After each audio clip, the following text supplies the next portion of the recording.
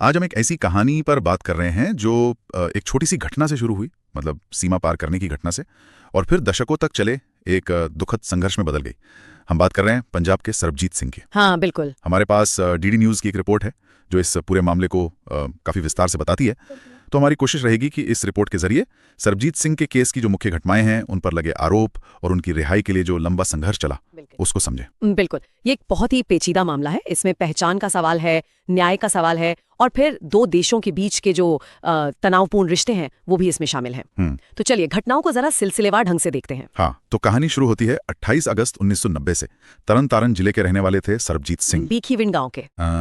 भीखीविंड। तो उस दिन वो, ऐसा कहा जाता है कि शायद अनजाने में नशे की हालत में बॉर्डर पार करके पाकिस्तान पहुंच गए। उन्हें शायद अंदाजा भी नहीं था कि ये कदम उनकी जिंदगी पूरी तरह बदल देगा। और फिर हुआ ये कि करीब 9 महीने बाद परिवार को उनका पहला खत मिला।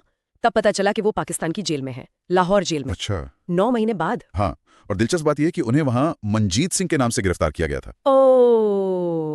यहीं से वो पहचान वाली उलझन शुरू हो गई। बिल्कुल, यहीं से, क्योंकि पाकिस्तान में फिर उन पर इल्जाम लगे जासूसी के, और सिर्फ जासूसी नहीं बल्कि 1990 में लाहौर और फैसलाबाद में जो बम धमाके हुए थे, हाँ, जिनमें कई लोग मारे गए थे। जी, 14 लोग, उन धमाकों में शामिल होने का संगीन आरोप लगा उन पर, मंजीत सिंह के नाम पर। जबकि परिवार, जैसा आपने कहा, वो तो शुरू से कह रहा था कि ये सरबजीत है, किसान है, गलती से बॉर्डर पार कर गए। हाँ, वो हमेशा कहते रहे कि ये मिस्टेकन आइडेंटिटी है, गलत पहचान का मामला है, वो सरबजीत है, मंजीत नहीं। लेकिन इन सब दलीलों का कोई असर नहीं हुआ शायद, क्योंकि पाकिस्तान की एक स्पेशल कोर्ट ने 15 अगस्त 1991 को ही उन्हें मौत की सजा सुना दी। जी हाँ, सजाए मौत। और इसके बाद एक बहुत लंबी, बहुत थका देने वाली कानूनी लड़ाई शुरू हुई। अपीलें वगैरह हुई होंगी। हाँ बिल्कुल, पहले लाहौर हाईकोर्ट में अपील की गई, 2001 में वो खारिज हो गई, फिर पाकिस्तान की सुप्रीम कोर्ट गए, 2005 में वहां से भी अपील खारिज हो गई।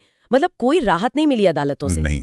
यहाँ तक कि 2006 में सुप्रीम कोर्ट में एक पुनर्विचार याचिका डाली गई, मतलब अपने ही फैसले पर दोबारा गौर करने की अर्जी, वो भी खारिज कर दी गई। बाप रे, तो कानूनी तौर पर तो सारे दरवाजे बंद होते दिख रहे थे। लगभग 2008 में उस वक्त के राष्ट्रपति परवेज मुशर्रफ साहब थे, उन्होंने भी उनकी दया याचिका ठुकरा दी थी। तो फिर परिवार क्या कर रहा था? उनकी बहन दलबीर कौर का नाम काफी आता है। हम परिवार ने हिम्मत नहीं हारी थी, खास पर उनकी बहन दलबीर कौर, उनकी पत्नी सुखप्रीत कौर, बेटियां, उन्होंने तो मतलब जमीन आसमान एक कर दिया था। भारत में, बाहर, हर जगह आवाज उठा रहे थे। और भारत सरकार भी अपने लेवल पर, मतलब कूटनीतिक स्तर पर कोशिशें कर रही थी लगातार। और एक खबर आई थी कि कई साल बाद परिवार उनसे मिला भी था जेल में। हाँ, वो एक बहुत मार्मिक मोड़ था।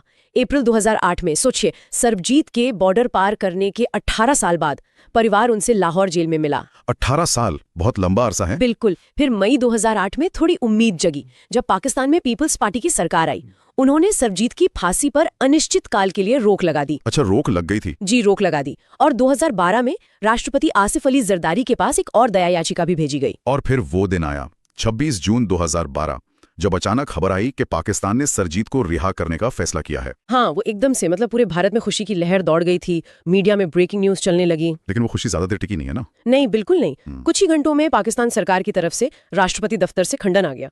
उन्होंने कहा कि नहीं, सरबजीत सिंह नहीं बल्कि सुरजीत सिंह नाम के एक दूसरे भारतीय कैदी को रिहा किया जा रहा है। अरे, ये क्या हुआ? हाँ, सुरजीत सिंह भी काफी समय से, करीब 3 दशक से जेल में थे, तो ये एक बहुत बड़ा कंफ्यूजन हुआ, या पता नहीं क्या था, लेकिन परिवार के लिए तो ये उम्मीद के बाद गहरी मायूसी का पल था। सोचकर ही बुरा लगता है, पहले इतनी बड़ी खुशी की खबर, फिर एकदम से खंडन। बिल्कुल, इस झूठी खबर ने तो जैसे परिवार को तोड़ ही दिया, और इसके बाद जो हुआ उसने तो सच में सारी उम्मीदें ही खत्म कर दी। आप उस हमले की बात कर रही हैं जो जेल में हुआ? जी, 26 अप्रैल 2013 को खबर आई कि लाहौर की कोट लखपत जेल में ही, जहां वो बंद थे, कुछ कैदियों ने उन पर जानलेवा हमला कर दिया। जेल के अंदर? था, जेल के अंदर ही। उन्हें बहुत गंभीर चोटें आईं, अस्पताल में भर्ती कराया गया, और फिर उनकी मृत्यु हो गई। हाँ, कुछ दिनों तक वो जिंदगी और मौत से जूझते रहे, और फिर इस हमले की वजह से उनकी मौत हो गई। तो 2 दशक से ज्यादा का वो संघर्ष, वो उम्मीदें, वो कानूनी लड़ाई, सबका अंत इतना दुखद हुआ। बिल्कुल।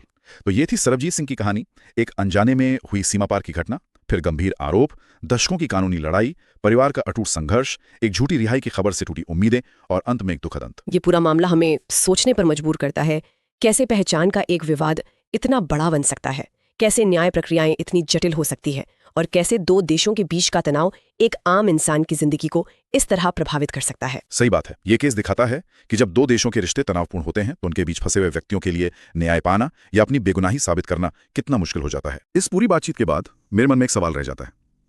सरबजीत सिंह जैसे मामले, जहां बहुत सारे तथ्य शायद हमेशा अनसुलझे रह जाएं, कानूनी प्रक्रियाएं अपनी जगह हैं, ये उन लोगों की नियति के बारे में क्या बताते हैं जो जाने अनजाने 2 देशों के टकराव के बीच पिस जाते हैं?